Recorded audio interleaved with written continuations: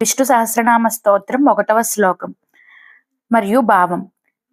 విశ్వం విష్ణుర్వషట్కారో భూత భవ్య భవత్ ప్రభుః భూతకృద్భూత భృద్భావో భూతాత్మా భూత భావనః.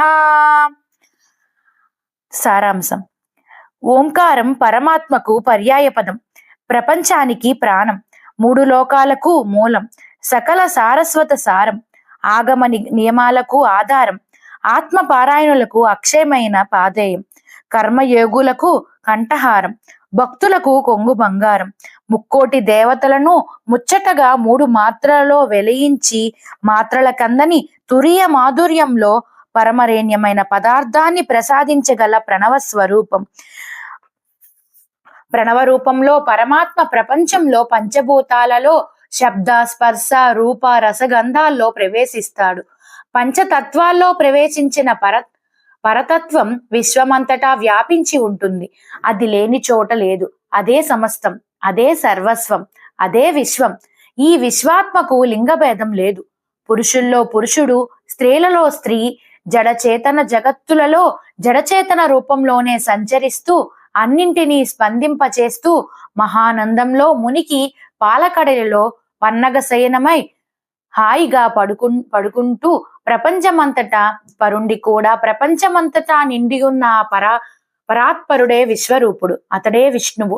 విశ్వంలో ప్రవేశించి ప్రాణుల్లో ప్రాణాన్ని ప్రతిష్ఠించేసే ప్రభువు. విశ్వవ్యాపకమైన విశ్వాత్మ విభూతి అణువణువులో తొణికిసలాడుతూ ఉంటుంది. ఎక్కడ చూసినా అతని రూపకల్పమే, అతని అఖండ చైతన్యమే.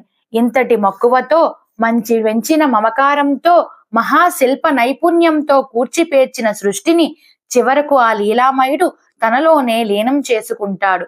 అందుకోసం యజ్ఞ యాగాదుల్లో అతడు వషట్కార స్వరూపుడై హవిష్యును ఆరగిస్తాడు. నిత్యం మనం భుజించే ఆహారంలోని సారాన్ని కూడా ఆ వషట్కారుడే వైశ్వానర రూపంలో గ్రహిస్తాడు. నిజానికి మనం చేసే పనులు, తినే తిండి, ఆచరించే పుణ్యకర్మలు, ఒకరికిచ్చే దానాలు, సాధించే సాధనలు, తపస్సులు అన్నీ పరమాత్మకే అంకితం అవుతాయి. తెలిసి అర్పిస్తే అర్చన అవుతుంది, లేకుంటే గాలికి ఎగిరే పేలపిండి అవుతుంది. ఎలాగైనా అంతా బ్రహ్మార్పణమే. ఇలా సృష్టి స్థితి లయలకు మూలకందమైన శ్రీ మహావిష్ణువు భూత భవిష్యత్ వర్తమానాలకు ప్రభువు. జరిగినవి, జరగనున్నవి, జరుగుతున్నవి అన్నీ ఆయన సంకల్పం ప్రకారమే జరుగుతూ ఉంటాయి. ఆచరించే వ్యక్తి ఆధారం, నిమిత్తం, సాధనం. ఆచరించే అంతరాత్మ అన్నిటికీ మూల కారణం. ప్రపంచంలో ప్రభవించే ప్రతి ప్రాణి కూడా పంచభూతాలకు అధిపతి అయిన విశ్వాత్మ చేతిలో తయారు చేయబడిన ప్రతిరూపమే. ఒకానొక రూపానికి ఇది ప్రతిరూపం, ఇక బింబానికి ఇది ప్రతిబింబం. ప్రాణం పోసి ప్రాణులను సృష్టించే భూతకృత్తే సకల జీవరాశిని పోషించే భూతభృత్ కూడా. సృష్టించిన వాడే భరిస్తాడు. అంతేకాదు, లయించే వరకు తన సంతతిలో ఉదయించే భావ సంతతికి కూడా అతడే సూత్రధారుడు. భవ్యమైన మానవ జీవితంలో భావానికి చాలా ప్రాధాన్యం ఉంది. మానవుడు భావజీవి, భగవంతుడు కూడా భావనారాయణుడు. నరులకు నారాయణునికి మధ్య సంధి సూత్రం భావం.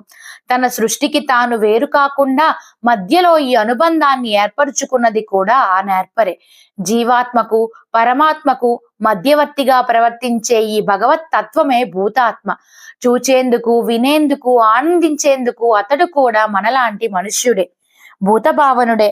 మనలాంటి భావాలే అతనివి, అతని భావాలే మనవి.